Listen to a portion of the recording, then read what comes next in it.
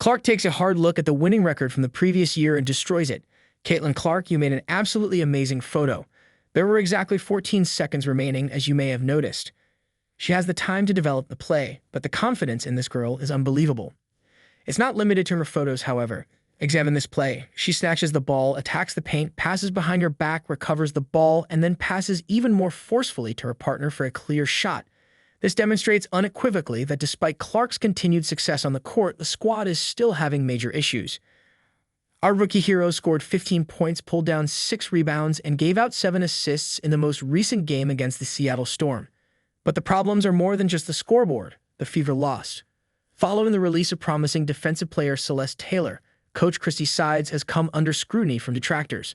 There's more, and the supporters are even more incensed. Everyone is concerned about the team's lack of a defined plan. Side's tenure as head coach may be on borrowed time, and changes in Indiana may be forthcoming. The circumstances are becoming more intense, and it appears that the Fever's future may soon change. However, let's concentrate on Clark, who once again demonstrated why she's the least phenomenon. She routinely scores more than 15 points and increases her point total with assists. Her three-point shooting efficiency was what I found most impressive during this game. On 3 out of 7 tries, Clark struck. This demonstrates that she is unfazed by the switch to the WNBA and keeps her endearing long-distance touch. However, Clark is contributing in other ways on the floor in addition to his stats. Having given Aliyah Boston 37 assists this season, she has a unique bond with the player. That is more than 6 times as many assists as the player ranks second in this stat. Their remarkable synergy is turning into a potent weapon for the Fever. Naturally, there is still opportunity for development. Coach Christie sides stated that she would like to see Clark occasionally be more pushy, and to be honest, I agree. She occasionally needs to take the lead and write more of her own plays because of her talent.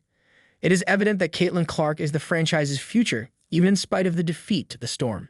She is already one of the team's leaders both on and off the court, and is adjusting to professional play quite rapidly.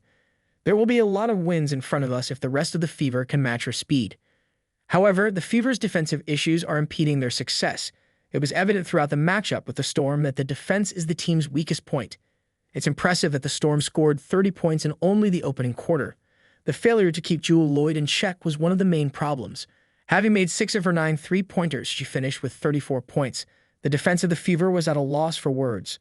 The turnovers were again another worrying aspect. 20 turnovers by the Fever gave the Storm several points. Essentially, you are giving the ball to your opponent. It's evident that there is a team-wide issue because Caitlin Clark made several of these mistakes as well.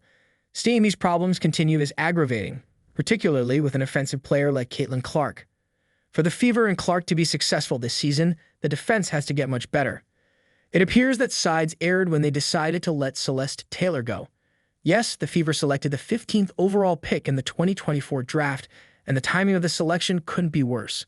As of right now, Taylor was the Big Ten Defensive Player of the Year. She could provide defense, which is exactly where the Fever needed it. Why release a defensive specialist when Coach Christie sides even stated that she was focused on strengthening the team's defense following the Chicago Sky loss? The most annoying thing is that Taylor hardly got an opportunity to prove her value. She averaged 3.2 minutes per game while playing in just 5 games. With so little time spent on the court, how can someone establish their worth? The supporters don't buy sides' argument that it was a commercial choice. Social media is ablaze with commentary criticizing the choice. The Fever cut the wrong player, according to many, and this will be very expensive for the team. This action begs the issue of where the team is headed. Although Caitlin Clark is playing brilliantly for us offensively, it appears that our defense is regressing. It's difficult not to consider how Taylor might have assisted Clark and the other players in striking a more favorable balance between attack and defense. This season of Fever has yet another complex chapter with Taylor's release. With a player like Clark to base their future around, it seems like the team is passing on chances to get better. And it goes beyond that. Critics of the strategic planning are numerous. It appears that sides lacks a clear plan for integrating new players or injured players back into the lineup. This was made apparent by Celeste Taylor's circumstances, as well as the absence of a well-thought-out plan for the usage of recently reinstated Damiris Dantas. It seems sense that the fans are frustrated. On social media, many are for sides to be fired. Although it's severe, it conveys the degree of discontent. The inability to make adjustments during games is another important issue. The Fever committed numerous fouls and gave up 3-pointers in the 4th quarter of their most recent game against the Chicago Sky, exhibiting severe defensive issues. The essential changes to stop the opponent's attack were not made by either side. Interaction appears to be a problem as well. Sides acknowledge that in order to minimize errors at crucial times, the squad needs to communicate better throughout practices and games. However, why is this still an issue at this stage of the season? And look, we can't overlook Caitlyn's impact from this.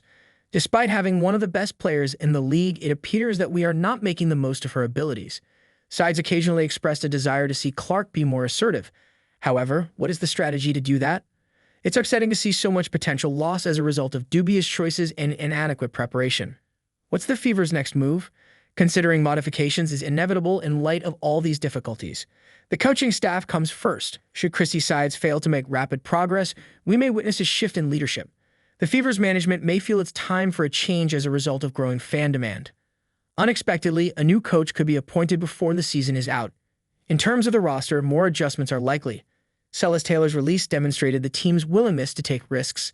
In the upcoming weeks, there may be additional trades or releases, particularly if the defense doesn't play better in the upcoming games. I'm hoping for some tactical changes. The Fever must immediately strengthen their defense and cut down on turnovers.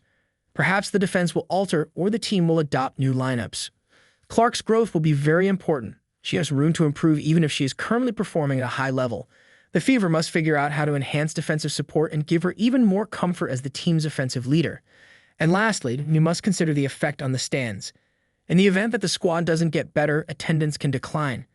Considering the fervor Caitlin Clark brought to the franchise, this would be horrifying. The future of the Fever is in a quandary. We have a strong foundation to create something exceptional with Clark, but the team must make the correct choices to prevent squandering their extraordinary skill. It's obvious that Christie's side's employment is in jeopardy. With every game, the criticism intensifies, and it appears as though management is reaching its limit. A coaching change in the middle of the season would be difficult, but if nothing changes, it might occur. And how would Caitlin Clark interpret that? A new coaching staff might introduce a different style of play. Clark would have to adjust rapidly, which might have an immediate impact on her performance. Furthermore, Clark will be under much more pressure if the Fever continue to lose. She may feel under pressure to lead the team alone, even if she already has a lot of demands placed on her. It wouldn't be beneficial for her growth or sense of teamwork. The possibility of demotivation exists as well. Clark wanted to compete at the top level when she joined the WNBA. How would her confidence and morale be affected if the squad stays at the bottom of the standings? The effect on the franchise's reputation comes last. The Fever have put all of their money on Clark because he is the team's future. It might be viewed as a management failure if they are unable to assemble a competitive roster around her. How do you feel? Christie sides should the Fever fire her? In order to ensure that you don't miss anything, please share your thoughts in the comments section and remember to like and subscribe to the channel. Until we meet again. That's all for now. Subscribe and hit the bell for fresh updates.